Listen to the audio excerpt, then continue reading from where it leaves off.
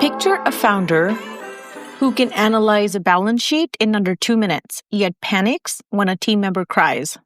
Picture a partner who can plan a 5-country vacation but disappears the moment a hard conversation surfaces.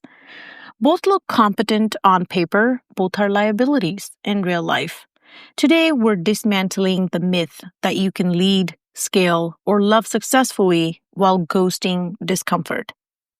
Emotional intelligence isn't a nice to have. It is the operating system for very high stakes arenas you enter.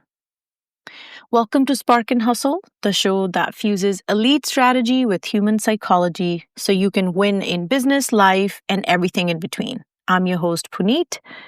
If you're tired of hustle culture that forgets the human heart, you're in the right place. Let's dive straight into today's masterclass on emotional intelligence. Well, why does emotional intelligence dictate success?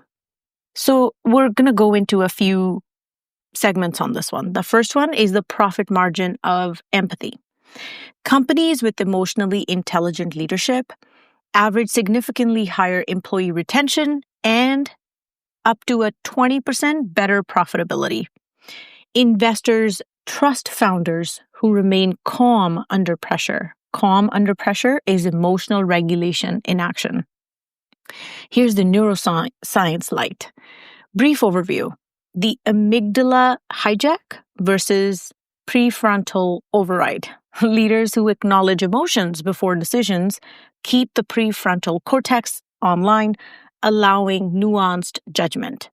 Here's a personal story, a short anecdote, a board meeting that almost imploded when a CFO dismissed a junior analyst's concern, a 2-minute pause, name the emotion, recenter, result, the deal was saved. Now we tie it back in the relationships, same mechanics, save arguments from turning into breakups. So here's the 4 pillars of emotionally intelligent leadership. First is self-awareness. Daily micro-audit. What am I feeling today and why? Tool to use is a 90-second body scan before every high-stake call. Sounds like a lot, but those 90 seconds are going to save you a whole lot of heartache later. Second is self-regulation. The 5-second rule, adapted for executives. Inhale 5, exhale 7. Speak after the exhale. Boundary versus barrier. Regulating does not mean suppressing. The third one, social awareness. Reading the room, scan for shoulders, pace, and word choice. In dating, detect micro evasions early. Late replies, vague language, scheduling resistance. Number 4, relationship management. Feedback as partnership, not punishment. Use observation, impact, inquiry model. Romantic parallel. When you disappear after conflict, I feel unsafe. Can we agree on a check-in window? Segment 3, spotting emotional evasion at work. The first one is chronic, I'm swamped, replies. When busy becomes code for avoidance, deadline slip, and trust erodes. Intervention script. We can move the timeline, but not without a plan. Let's define next actions now. The second one is data dumping. This one is, I think, more prevalent than the others. Flooding others with the metrics to sidestep accountability. Counterstrike. Ask for narrative, not numbers. What story do these KPIs tell?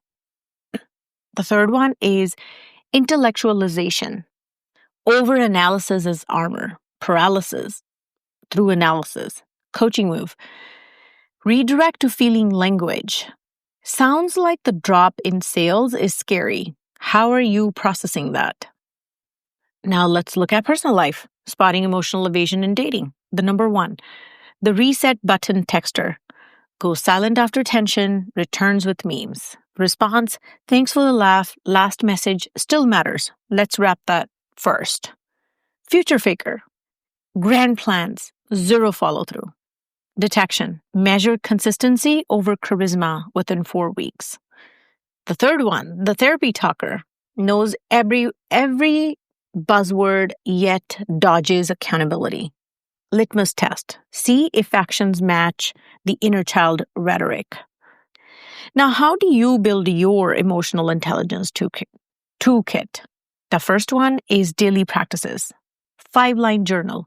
Emotion, trigger, body sensation, belief, and chosen response. 4, 7, 8 breathing to switch nervous systems before difficult calls. The second one is feedback labs.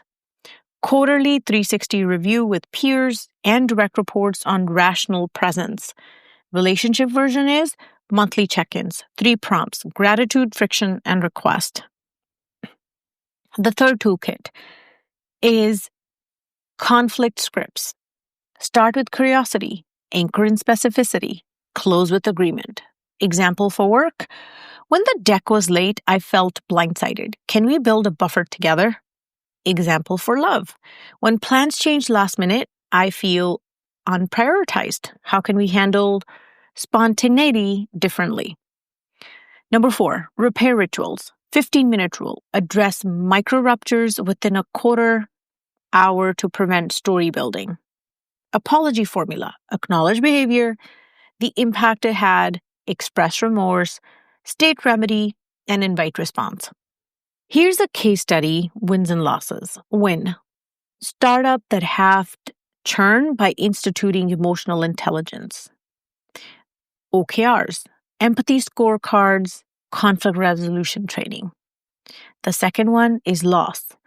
Unicorn founder who ghosted co-CEO after disagreement. Mass exodus, valuation collapse. Number 3, rational relationship parallel. Couple who implemented weekly State of the Union chats versus pair who relied on it'll blow over. Executive and relationship cross-training. How boardroom practices sharpen romantic communication. How healthy partnership habits improve executive presence. Example schedule. Monday stand-up, Tuesday date night agenda, Wednesday personal retro. Ghosting is not a neutral act. It is an active decision to abandon responsibility.